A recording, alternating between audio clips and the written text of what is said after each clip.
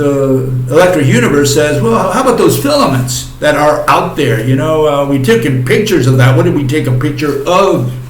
So let's explain that next.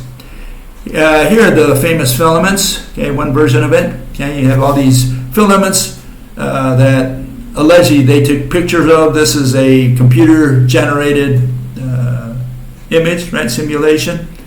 Okay, so what are those things? What are we seeing? Are they connecting stars? You know, these so-called filaments. Is electricity flowing there? Specifically that one, because that's the one the electric universe uses, and not the establishment. The establishment does not say that you have electricity flowing through those filaments. It's the electric universe who says that. So let's make sure we understand that. Okay, they don't have the same theory for the filaments. The first thing we need to mention is that these so-called filaments, they belong to clusters, and the clusters are very far away from each other. Most of the stuff between two galactic clusters is empty space. There is no matter there. There are no filaments from one galaxy cluster to another galaxy cluster. When you see those filaments, they're looking at a specific region of space where there are many galaxies, and they find all these gases or whatever's out there, right? And they can take pictures of the so-called filaments. So we need to get a handle on what these filaments are, and the electric universe says it's electricity flowing from one star to another, from one galaxy to another. That's where we differ. So let's start with the famous plasma ball of electric universe. Looks more or less like this. I guess a lot of you have seen those. Okay, and the problem there is that you can see the electricity is within the ball. Electricity is not flowing from one ball to another ball. Okay, there is not any electricity and electrons flowing through the air from here to there. Okay, the electricity is created within the ball. What is outside the ball is the magnetic field. Okay, this is what you'll see, or you can measure it, right? There is a magnetic field outside the ball, but not electricity outside the ball.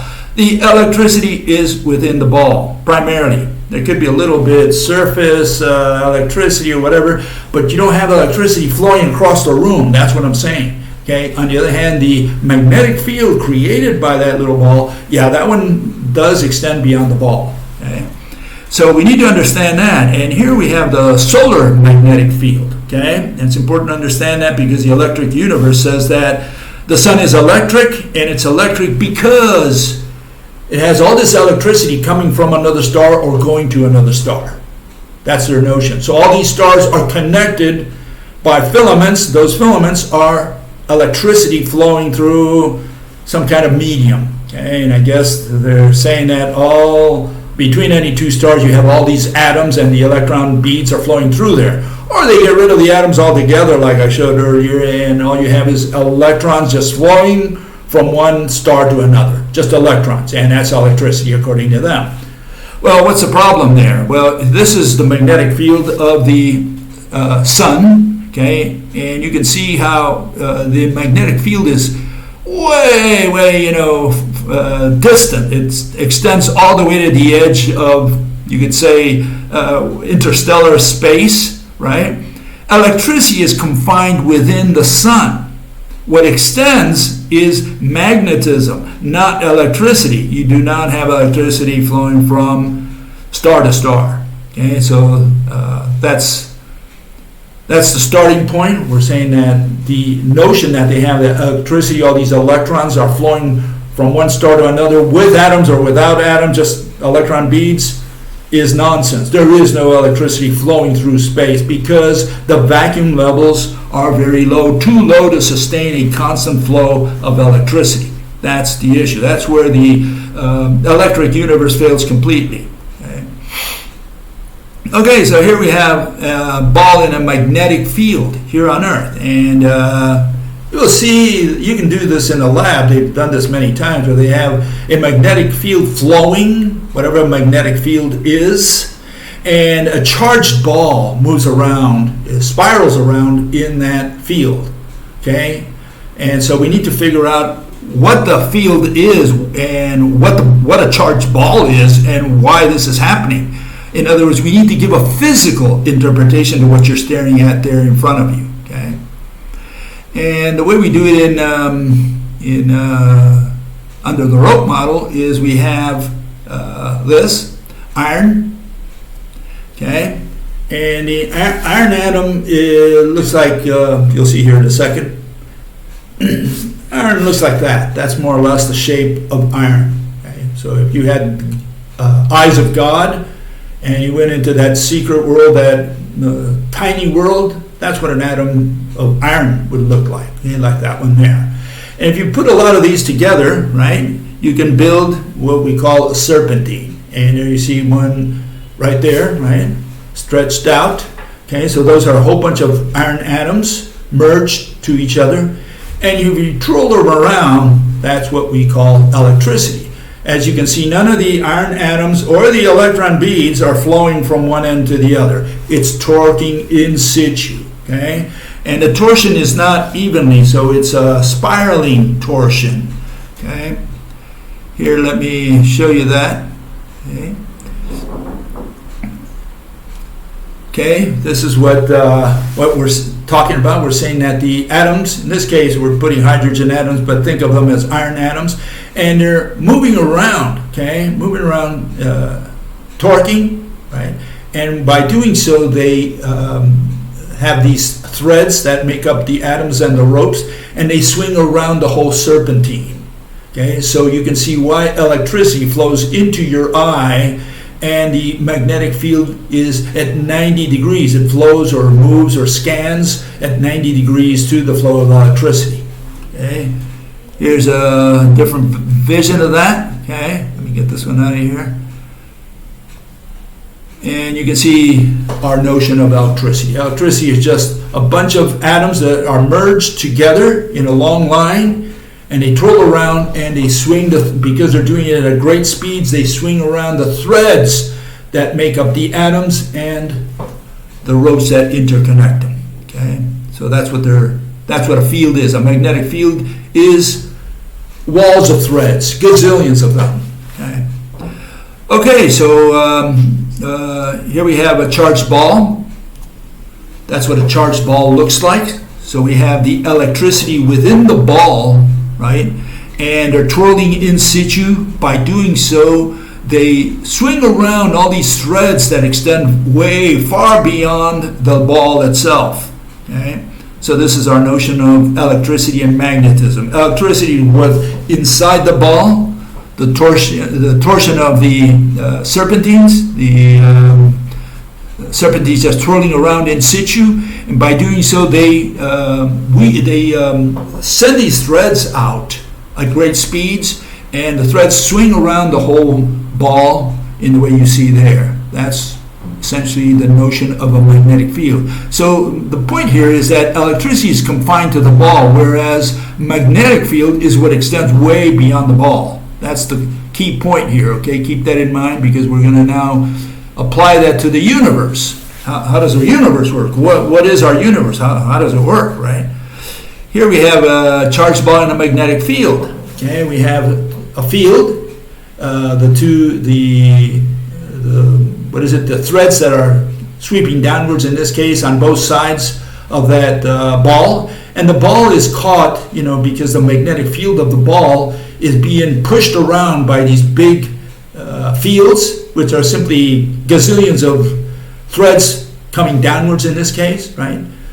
And that's what keeps the ball from going in any direction except twirling around, spiraling around.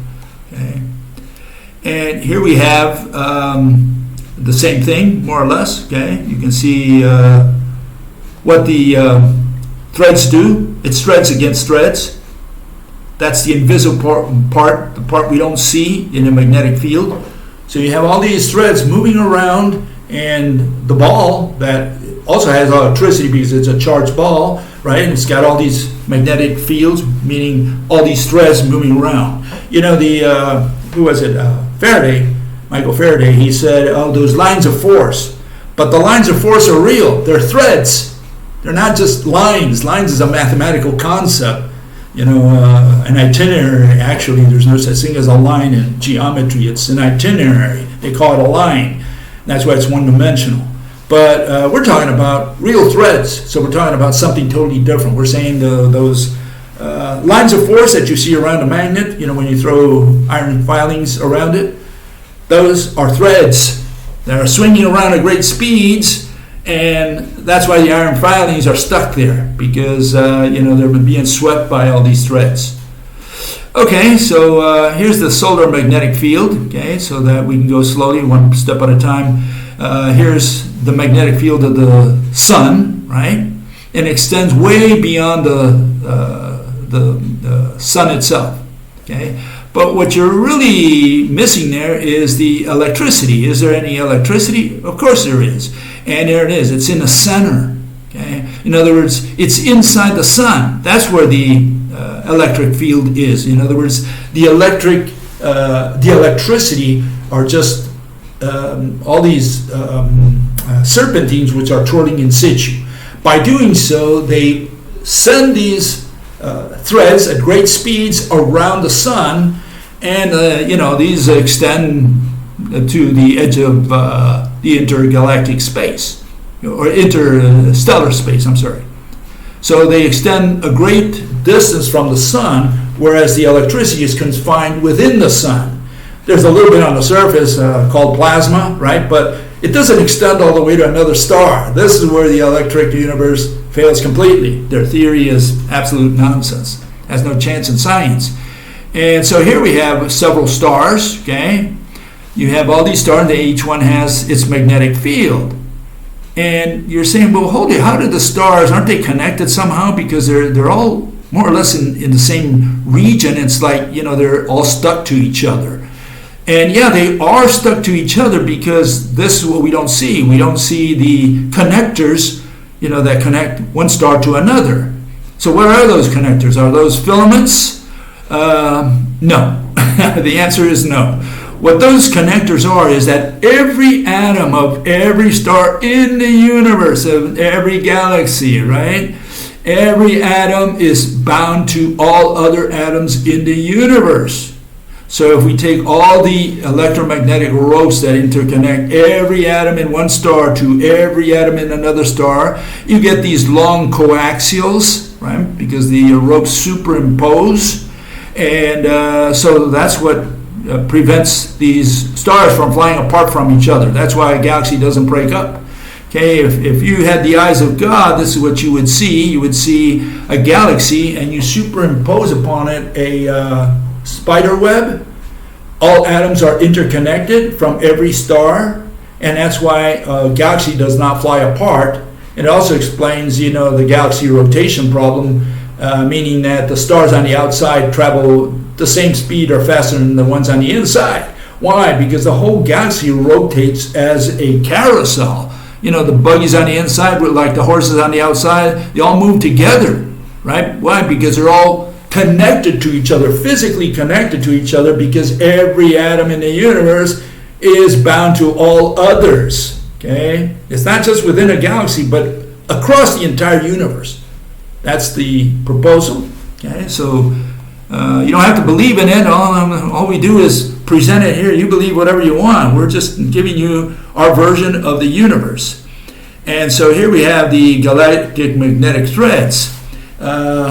Every galaxy has a magnetic field, and again, that magnetic field starts with every atom of every star that comprises the galaxy.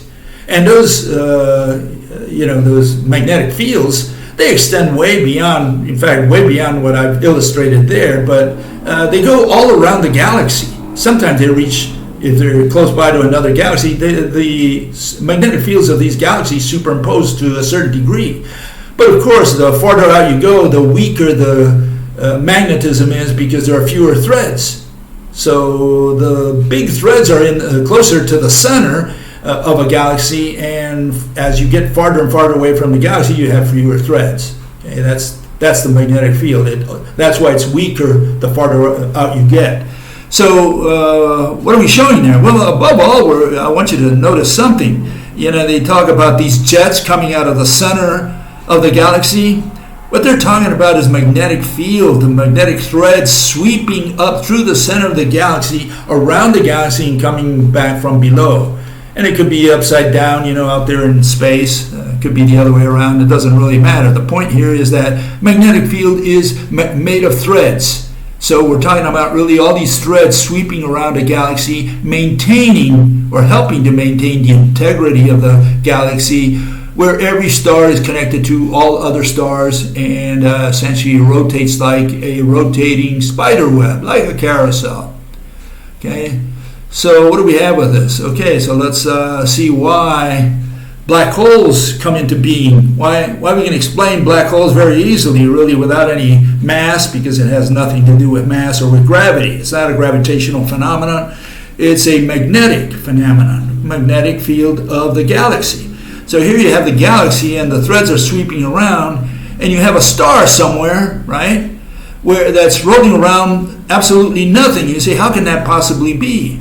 Well, remember that you can have a charged ball, and it moves around in a magnetic field. It moves around and around nothing, and you don't need a big mass in the center. The ball just goes around and around nothing. Why? Because you have these magnetic threads, right, sweeping down on the magnetic threads of the charged ball, and that's what a star is. It's a charged ball. It's got electricity in the center. It's got these threads that form the magnetic field of that star, and then you have the magnetic field of the galaxy sweeping down on the magnetic field of magnetic threads of the star. And what does it do? It forces it to move around nothing. So it's not that there is a mass at the center of a black hole, it's that there is nothing there. And what they see is just a star moving around in circles. They say, why is that star moving around nothing? Oh, because there's a big mass in the center. Absolutely not. It's the threads of the magnetic field of the galaxy interfacing with the magnetic field of the star, the charged object. Okay, so here we have the final one. You can see that's what a star is, essentially a charged object, right? The electricity is in the center, and it's contained by the magnetic field of the galaxy, right? And that's why it moves around. And in the case of the black holes, when they see a star moving around, it's because in that region, for some reason, remember the galactic magnetic field is not very even. It's because, again, you have a spiral galaxy, you have stars there, more stars on the other side or whatever. And so it's not a very uniform magnetic field. And so in some regions, that magnetic field is stronger, and if it catches a certain star in that region just happens to be there, it'll move it around in circles because that's how strong the magnetic field of the galaxy is. And it'll just move around in circles around nothing. Not because there's a center of mass, but because it's a magnetic phenomenon. That's our version. Take it or leave it. You can take it to the bank because you can understand it, but it's got nothing to do with with gravity, center of mass. It's a magnetic phenomenon altogether. But on the other hand, you have the electric universe, which has the wrong idea that electricity flows across the universe. It's not electricity that flows. In fact, it's not even magnetic fields that flow. Magnetic fields extend far beyond the stars, and they help explain many things, but not how a galaxy attracts another. Those are the ropes that interconnect every atom that comprises one galaxy to every atom that comprises another galaxy. That's a gravitational phenomenon, and it's mediated by ropes that interconnect every single atom in the universe.